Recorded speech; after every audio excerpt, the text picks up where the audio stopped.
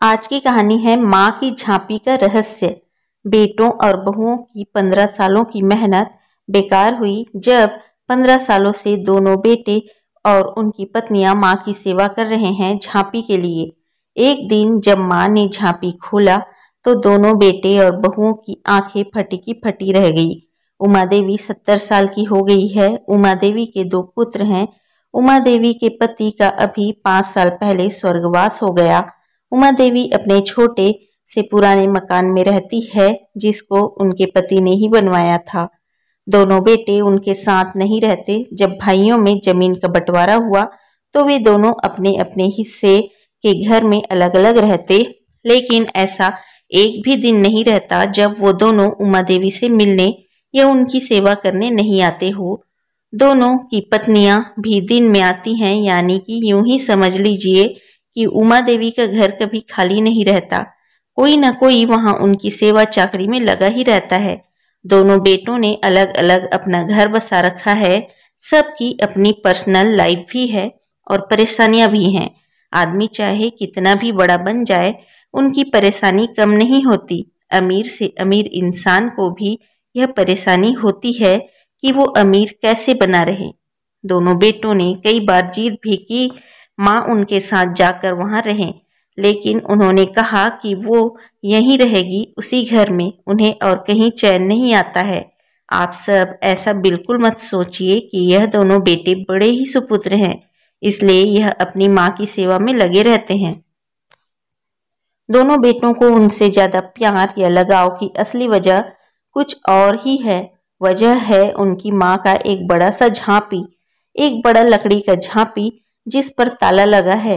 यह झांपी इनके जीवन में बहुत अहम भूमिका निभाता है। इस झांपी के अंदर क्या है और कितना है, ना तो इन दोनों बेटों को पता है, ना ही इनकी पत्नियों को। बस जब से पिताजी गए हैं, माताजी को इस झांपी की रक्षा करते देखा है, इसलिए इन सभी ने अपने अपने अनुमान लगा रखे हैं। ना ही अनुमान, बल्कि इन्होंने तो एक आस लगा रखी है कि इस झांपी के खुलते ही यह क्या क्या करने वाले हैं। उमा जी उस झांपी को छोड़कर कभी कहीं नहीं जाती। कभी जाती भी तो अपने कमरे में बड़ा ताला लगाकर ही बाहर निकलती। वो सिर्फ थोड़ी देर में ही वापस आ जाती। दोनों बेटों और उनकी पत्नी की उस झांपी पर नजर ना जाने कब से है। सबने अपनी तरफ से अपनी अपनी कोशिश भी करके देख ली माँ को अपने साथ अपने घर ले जाने की, ताकि माँ के साथ उनका झांपी भी वहां से हिल सके। और फिर जाहिर सी बात है, जिसके घर में माँ रहेगी वहां उसका झांपी भी। दिखावे के लिए सभी एक दूसरे की कदर करते हैं। इसकी कृपा है कि माँ के आगे पीछे माँ जी करते न सिर्फ बेटे बल्कि बहुएं भी चक्कर लगाती रहती है। लेकिन उमा जी भी भली भांति अपने बेटों को समझती है। वो जानती है कि उनकी इतनी सेवा क्यों हो रही है। उनकी सेवा उनके झांपी के कारण ही हो रही है।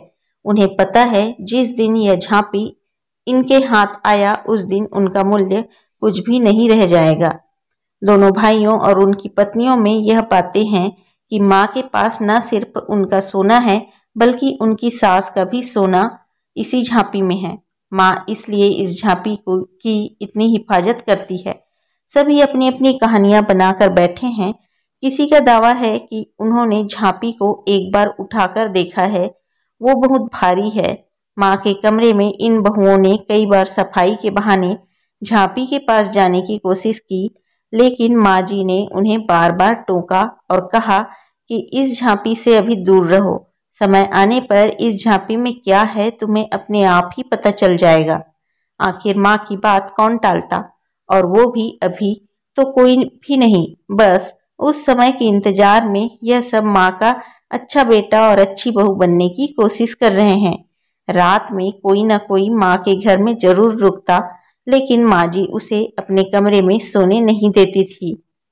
इस तरह उमा जी ने इस झांपी के सहारे 15 साल निकाल दिए। एक दिन माँ जी की तबीयत सही नहीं थी। अक्सर जब तबीयत बिगड़ जाया करती थी तब उनके बेटे उन्हें अस्पताल ले जाने को कहते थे, लेकिन वो उसके लिए भी राजी नहीं होती थी। वो कहती थी कि डॉक्टर को यहीं बुलवा लो। उनके बेटे ऐसा ही करते थे। इस बार जब उनकी तबीयत खराब हुई तो डॉक्टर ने कहा कि उन्हें अस्पताल में एडमिट करना ही होगा, वरना उनकी हालत खराब हो सकती है और फिर उम्र भी बढ़ती जा रही है। आखिर कब तक यह शरीर साथ देगा? डॉक्टर के यह जवाब देने पर दोनों भाइयों को दुख से ज्यादा उत्साह दिखाई दिया। उनकी पत्नियों की आंखों की चमक साफ दिखाई दे रही थी। उमा जी ने उन्हें कमरे के बाहर खुस-फुस करते सुना। दोनों इस बात पर चर्चा कर रहे थे कि माँ के जाने के बाद झांपी में जो भी है वो आपस में बांटा जाएगा, दोनों को बराबर बराबर मिलेगा। उमा जी ने यह सुना तो उनको अंदाजा लग गया कि अब समय हो गया है इन सबको यह बताने का कि आखिर इस झांपी में क्या है। उन्होंने आवाज लगाकर अपने दोनों बेटों और बहू को अंदर बुलाया। सबने आते ही कहा, माँ अस्पताल चलते हैं, आप वहां जाकर ही ठीक होंगी। माँ ने कहा कि पहले वो जान लो जिसके लिए तुम सब इतने सालों से चक्कर लगा रहे हो, उसके बाद तुम्हारी मर्जी। इस झांपी में तुम दोनों के लिए मेरे पास कुछ है जो मैं तुम्हें आज देना चाहती हूँ। माँ ने अपने तकिए के नीचे से एक चाबी निकाली और धीरे से खड़ी होकर झांपी को खोलने के लिए नीचे झुकी। वहां खड़े दोनों बेटे और बहुओं की धड़कन तेज थी। आज उनके बरसों का इंतजार खत्म हो रहा था। माँ ने झांपी खोला। झांपी में दो अलग अलग कपड़ों में लपेटकर कुछ रखा हुआ था। सबकी आंखें बड़ी आश्चर्य के साथ उस झांपी की ओर ही थी। माँ ने कपड़े में लपेटा हुआ सामान आकर उठाने को कहा। दोनों बेटों ने एक एक सामान उठा लिया और उसे खोलकर देखा। झांपी खुलते ही कमरे में मौजूद हर एक इंसान का मुंह फटा का फटा रह गया। उन कपड़ों में से निकला एक भारी पत्थर। दोनों के हाथों में था एक एक पत्थर। यह क्या माँ, इतने दिनों से तुम इन पत्थरों को संभाल कर रखी थी और हमें बेवकूफ बना रही थी। हमने सोचा तुमने गहने संभाल कर रखे हैं। माँ ने कहा, मैंने तुम्हें कब बेवकूफ बनाया? और गहने तो थे, बहुत थे, लेकिन कब किसके लिए कितने बेचे इसका मैंने हिसाब नहीं रखा। जब तुम्हारे पिता आखिरी समय में थे तब हमारे पास कुछ नहीं था। तुम दोनों ने शादी के बाद ऐसा मुंह फेरा।